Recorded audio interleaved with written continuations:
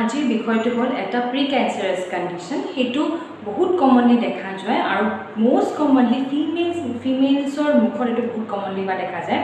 সেইটো হ'ল OLP বা অৰেল লাইকেন প্লেনাছ।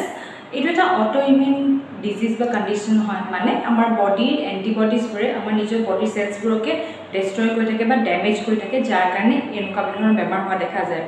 এইটো ফিমেলছতে এইটো কিয় কমনলি হোৱা দেখা যায়, এনেকুৱা নহয় যে মেলছত নহয় বা মতা মানুহৰ মুখত নহয়, হয়, বাট ফিমেলছত বহুত কমনলি হোৱা দেখা যায়। কাৰণটো হ'ল ষ্ট্ৰেছ। ফিমেলছ যোনবোৰ ৱৰ্কিং হয় বা ঘৰতো যোনবোৰ থাকে, ফিমেলছৰ এনেই অলপ প্ৰফেশ্যনেল পাৰ্চনেল লাইফ বা ফেমিলি বহুত ধৰণৰ ৰেছপনচিবিলিটিছ থাকে বা দায়িত্ব থাকে, সেইটো কাৰণে ষ্ট্ৰেছৰ পৰিমাণটো অলপ বেছি হয়। সেইটো কাৰণে ষ্ট্ৰেছ হ'লেও এই বেমাৰটো যদি আগৰ পৰা হৈ আছে তেনেহ'লে এগ্ৰিভেট হৈ যায়, মানে বহুত বেছি বাঢ়ি যায়। এতিয়া ইয়াৰ লক্ষণসমূহ কি হয়? মুখৰ ভিতৰত গালত বা আলুটো, এইটো কোনো পাৰ্টিকুলাৰ এটা জেগা নহয়, বাট কমনলি গালত, মুখৰ ভিতৰত গালত দেখা পোৱা যায়। গ্ৰে বা হোৱাইট কালাৰৰ নেটৰ নিচিনা লাইনছ দেখা পোৱা যায় আৰু সেই জেগাবোৰত বাৰ্ণিং চেঞ্চেশ্যন হয়। বাৰ্ণিং নহ'লে কোনো মানুহে গমেই নাপায় যে হৈ আছে বুলি। বাৰ্ণিংটো হ'লেহে মানুহে গম পায় যে আমি জ্বলা খাব পৰা নাই বা মুখখন কিবা ধৰিছে, ডেট মিনছ কিবা এটা প্ৰব্লেম হৈ আছে, তেতিয়া ডক্টৰৰ ওচৰলৈ যায় দেখাবলৈ।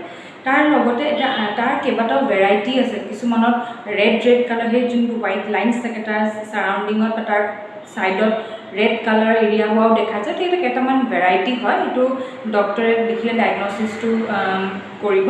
বাট মোষ্ট কমনলি ইয়াৰ ইম্পৰ্টেণ্ট কথাটো হৈছে এইটো ডায়েগন'জ হোৱা, কাৰণ এইটো এটা প্ৰি কেঞ্চাৰাছ বা প্ৰি মেলিগনেণ্ট কণ্ডিশ্যন, মানে ইয়াৰ বহুত টেণ্ডেঞ্চি আছে যে এইটো আপোনাৰ কেঞ্চাৰত কনভাৰ্ট হৈ যাব পাৰে। অকল যে বিড়ি চিগাৰেট তম্বাকু খালেই যে কিছু কেঞ্চাৰ হ'ব পাৰে সেইটো নহয়।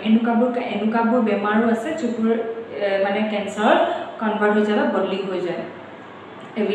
এইবোৰ এভিডেঞ্চৰ কথা, এভিডেঞ্চ মতে কথাবোৰ কোৱা হৈছে। এতিয়া ইয়াৰ ট্ৰিটমেণ্টটো পচিবল হয় নে নহয়? ডেফিনেটলি ইয়াৰ ট্ৰিটমেণ্টটো কৰা হয়। আমি টপিকেল বা অইণ্টমেণ্ট মুখত লগাব দিওঁ, এণ্টি অক্সিডেণ্টছ খাব দিওঁ।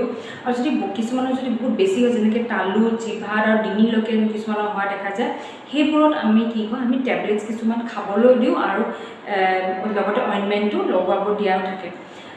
চবতছে দৰকাৰী কথা হ'ল যে ইয়াৰ ডায়েগনচিছটো। সেইকাৰণে যদি আপোনালোকৰ কোনোবাৰ কিবা এনেকুৱা প্ৰব্লেম হৈ আছে, দেন আপোনালোকে ওচৰত যোনজন ডেণ্টিষ্ট আছে গৈ কিনে দেখাওক। যদি এনেকুৱা কিবা হৈ আছে, দেন ডেফিনেটলি তেওঁ এইটো মেনেজ কৰিব।